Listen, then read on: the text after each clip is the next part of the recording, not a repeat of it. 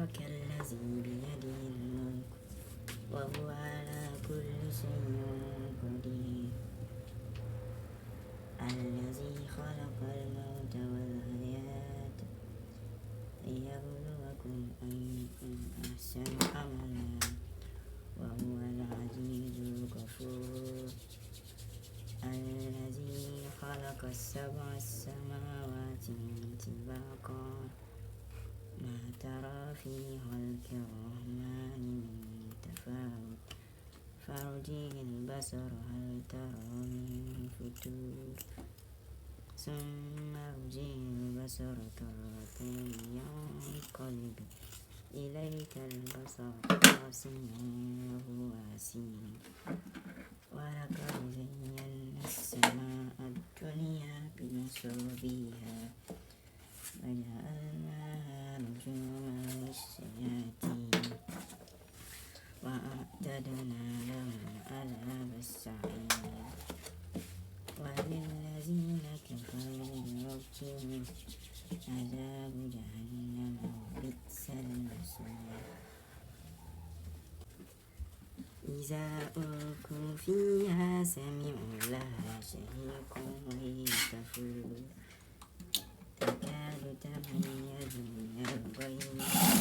كلما ألقوا فيها لهم خلقها عليها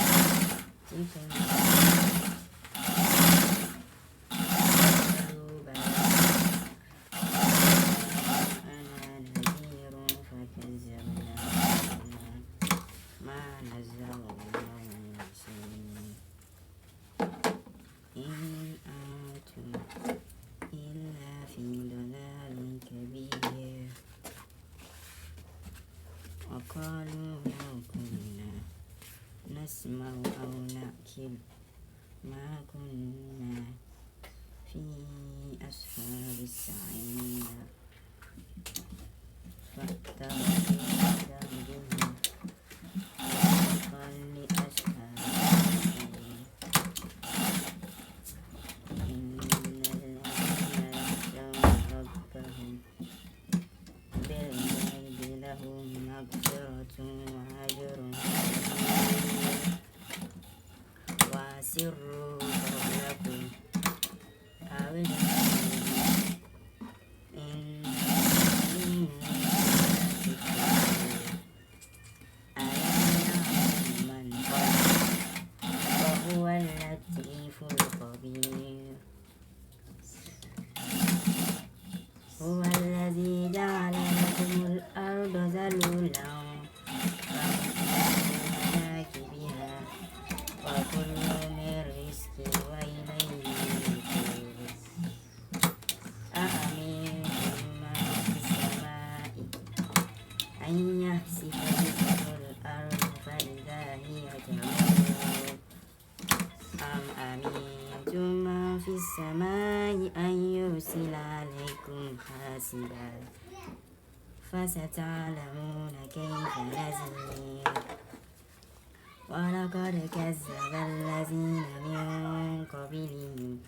فكيف كان نكير أولم يروا إلى الطير فوقهم صافات ويكبدن ما يمسكهن إلا الرحمن إنه بكل شيء بصير أمن هذا الذي يرزقكم إن أمسك رزقه بل لجوا في عتو ونفور أمن هذا الذي هو جند لكم ينصركم من دون الرحمن إن الكافرون إلا في غرور أمن هذا الذي يرزقكم إن أمسك رزقه بل لجوا في عتو ونفور أفمن يمشي مكبا على وجهه أهدى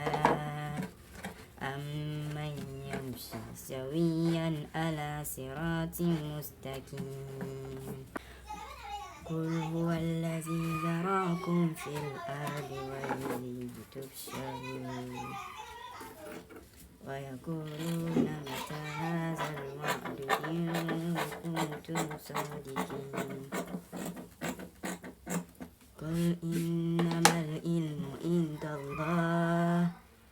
وإنما أنا نذير مبين فلما رأوه زلفة سيئت الذين كفروا